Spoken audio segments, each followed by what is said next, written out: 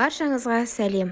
Бүгін мен сіздерге картоптың жаңаша қуырылған нұсқасын ұсынғым келіп тұр. Олай болса, менімен бірге кеттік. Ол үшін бізге тазартылған, қабығы аршылмаған және сырты жуылған картоп керек. Пышақтың көмегімен пышағымыз өткір болғаны абзал. Осылай бір келкі етіп турап аламыз. Немесе сіздерде менікіндей осындай бір терка болатын болса, онда терканың көмегімен турағандарыңыз дұрысырақ деп есептеймін. Себебі мінекей көріп отқандарыңыздай теркамен барлығы бір келкі теңдей етіп әдемілеп туралады және уақытты көп үнемдейтін боласыз. Мінекей біздің дайын болған картоптарымызды үстіне су құйып крахмалынан жуып тастаймыз.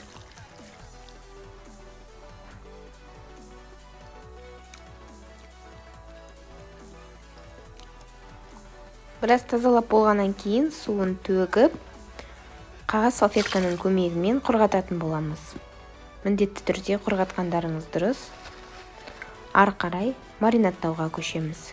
Ол үшін бізге мелкий өтіп теркадан өткізілген пармезан, қара бұрыш, қызыл паприка, тұз және де картоп немесе жүгері крахмалы қосылады. Жақсылап араластырамыз. Барлық жеріне тиетіндей етіп қолымызбен жақсылап араластырғанымыз жөн.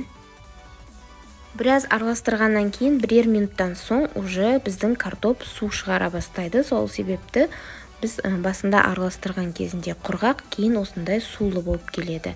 Содан кейін біз үстіне кез келген зелень сушеный, укроп немесе петрушка сушеный, орегано қоссаңыз болады. Ары қарай қызып тұрған сковородканың үстіне кішкене ғана май құйып, және де бір-бірінің үстіне бекіту арқылы картопымызды салып шығамыз. Мінекей видеода көріп отқандарыңыз бойынша жасасаңыздар, қателеспейсіздер. Ақырын аздап басып, қақпағы буланғаннан кейін буын сүртіп отырғандарыңыз дұрыс. Қақпағын жауып, піскенін күтеміз және ағаш пашканың көмегімен піскенін тексеріп, аздап май құйып, екінші бетіне қарай ақырындап бір келкілігін бұзып алмай аударатын боламыз. Мінекей, енді қақпағын қайта жауып пісіретін боламыз. Бірінші қабатымыз дайын болды. Міндетті түрде майы сырғылу үшін астына салфетка төсеп алдым. Екінші қабатын төсемес бұрын жақсылап араластырып алғанымыз дұрыс.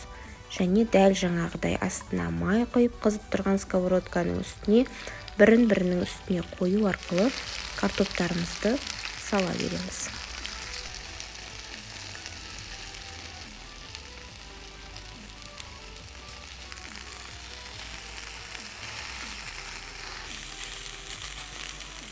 Аздап астындағы суын құйып жіберіп жатырмын, себебі бір-біріне жақсы бекінуі үшін осы крахмалды су көмектесетін болады. Дәл жаңағыдай қақпағын жауып пісіретін боламыз және екінші жағына піскен соң аударамыз тексеріп. Міне біздің екінші қабатымызда дайын болды.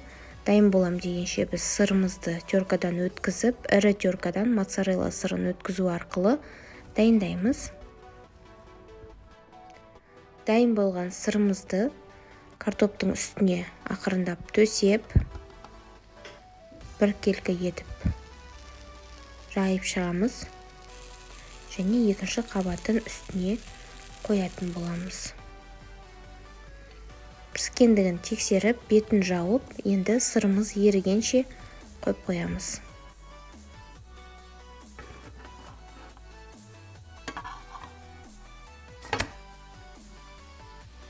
Ал мінекей біздің тамағымыз осымен дайын болды. Кез келген тарелкаға салып, столға ұсынсаңыз болады. Астарыңыз дәмді болсын. Каналымызға жазылып, комментарий қалдыруды, лайк басуды ұмытпаңыз. Менімен бірге болғандарыңызға алғыс айтамын.